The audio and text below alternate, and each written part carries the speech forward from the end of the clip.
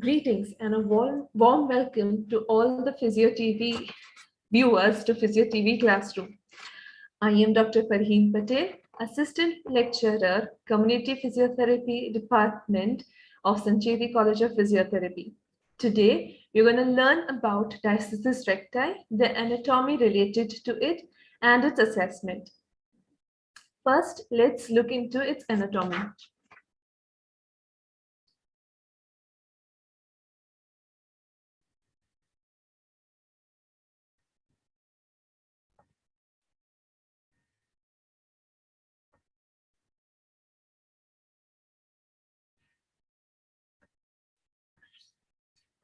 As we can see, diastasis recti mainly revolves around the muscle of rectus abdominis and the linea alba.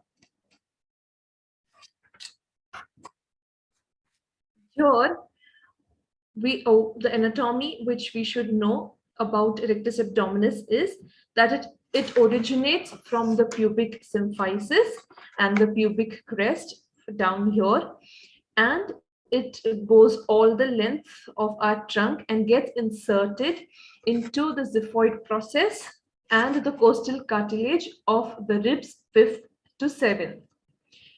Its major action is to flex the trunk, that is the action of curl up.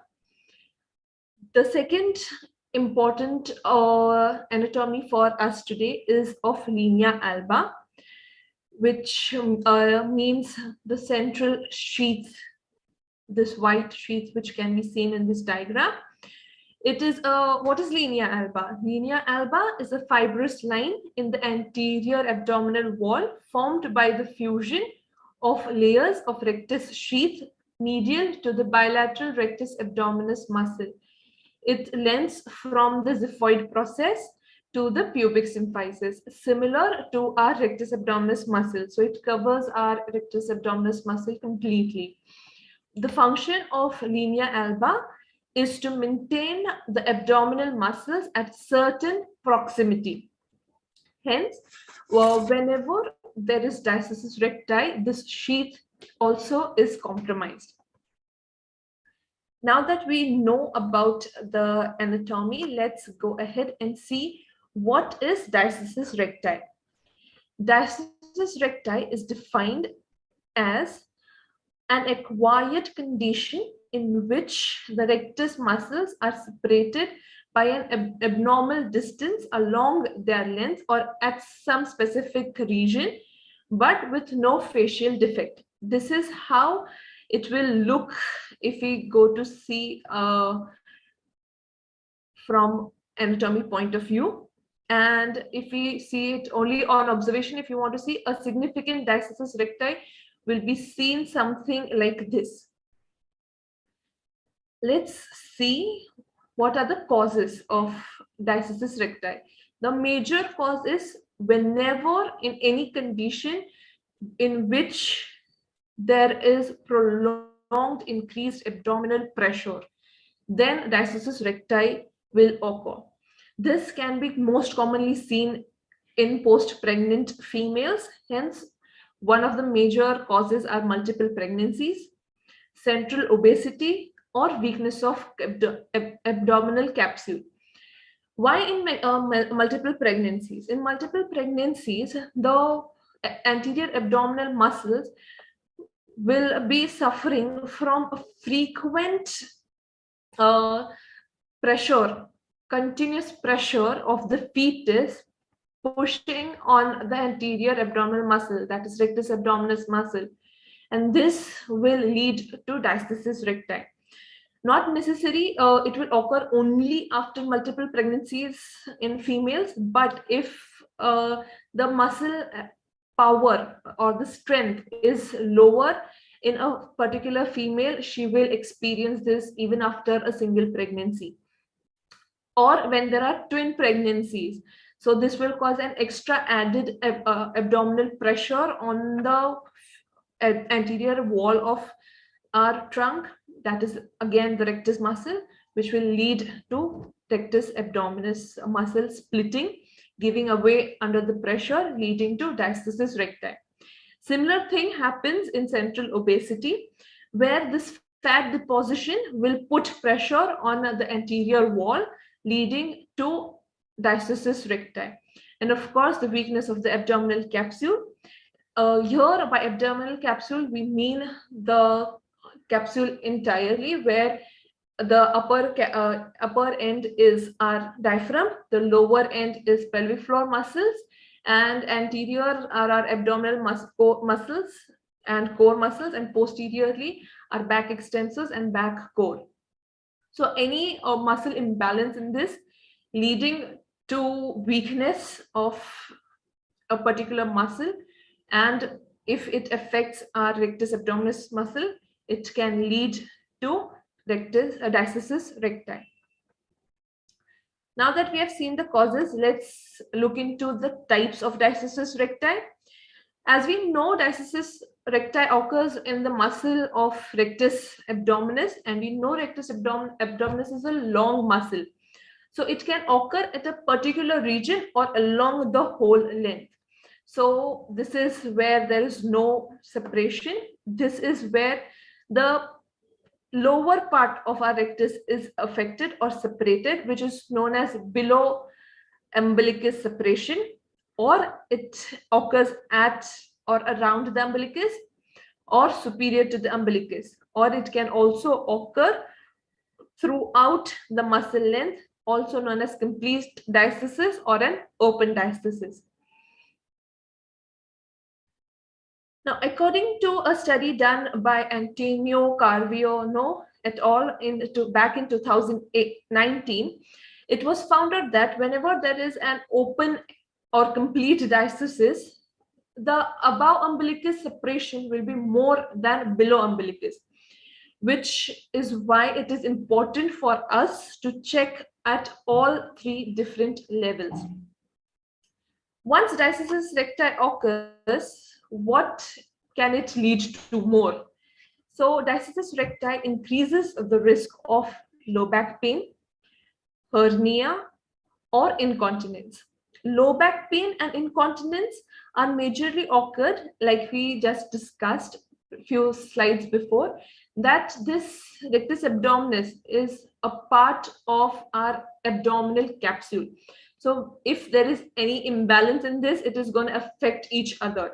So now our anterior part is affected, which is going to lead to affection of posterior part, that is low back pain, and in the inferior part, that is our pelvic floor muscle, leading to incontinence.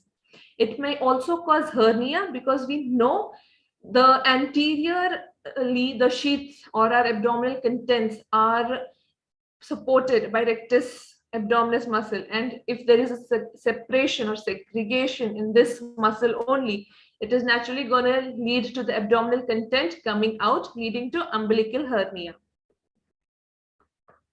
Now, how do we assess the diastasis recti? Diastasis recti, like we said, there are different levels, hence should be checked at three different levels. First, we start off with umbilical, then we go supraumbilical, and then infraumbilical. Now, the supra and infraumbilical can be checked at 2 to 3 centimeters above umbilicus and 2 to 3 centimeters below umbilicus. When will we say that this diastasis recti test is positive? That is, when you feel the split, the segregation of this muscle is more than 2.5 to 3 centimeters. Only then it will be labeled as diastasis recti.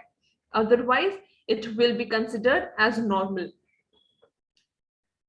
Now, diastasis recti, whenever we do diastasis recti assessment, it can be done by a therapist or can be taught to the patient for self-assessment. Or we ask the patient to be in crook line, and then we place our hands across the linea alba at three levels: umbilicus, supraumbilicus, and infraumbilicus.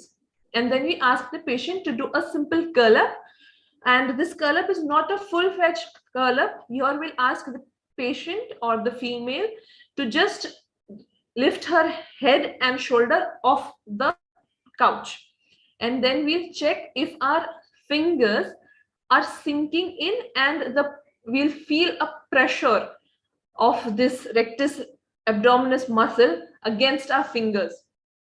It will press against our fingers because our fingers have skid into the split created by this separation of the muscles. Let's see a video to see how this is exactly done.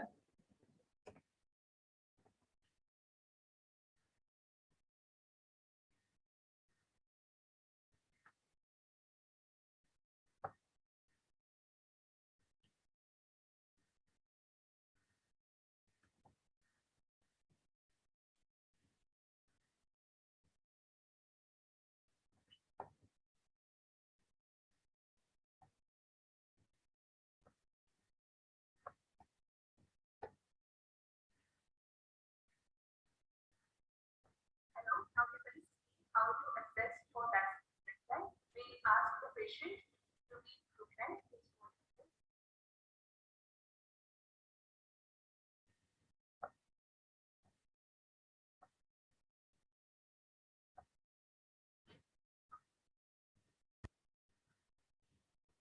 Here is a video in which we are assessing diastasis recti on a model.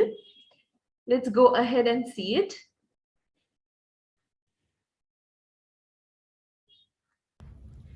Hello, now we are going to see how to assess for diastasis recti. We'll ask the patient to be in crook line. Please fold your legs. And the hand position will be across your chest. We will check for diastasis recti at 3 levels: umbilicus 2 cm above umbilicus and 2 cm below the umbilicus. The instructions to the patient will be: you have to lift your head and shoulder off the couch when instructed. The hand placement is horizontal to the muscle so that we know that whenever there is a sink, and then we will feel the split against our fingers. Please lift up and go down. Very good. Then we'll check same 2 cm above, come up and go down. 2 cm below the umbilicus, come up and go down. Make sure that your hand is not poking the patient's abdomen but is firm at the same time.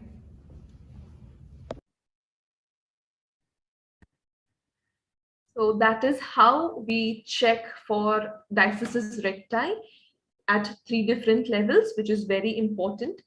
Now, in whom will you check for diastasis recti?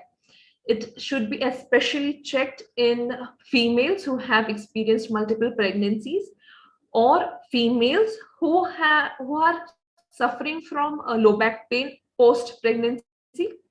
Any patient who comes in with a low back pain and has a history of doing things or activities which leads to increased intra-abdominal pressure, you have to check in them especially, because like we said, the probable cause is because there is a prolonged intra-abdominal pressure increase, and of course in obese patients also. So that is for today from our side. Today we learned about how we define diastasis recti, what are different types, and how do we assess diastasis recti. I would now like to propose the vote of thanks. I would like to thank our director, Mrs. Manisha Sangvi ma'am, for her continuous support, our chairperson, Dr. Parag Singh Chetty sir, for his wonderful idea of PhysioTV, and of our dear principal sir, Dr. Poova Shimpi sir, for his continuous support, and our entire team of PhysioTV for this tireless work. Thank you. This is Dr. Farheen Patel signing off for today's session. Hope you enjoyed it. See you soon. Thank you.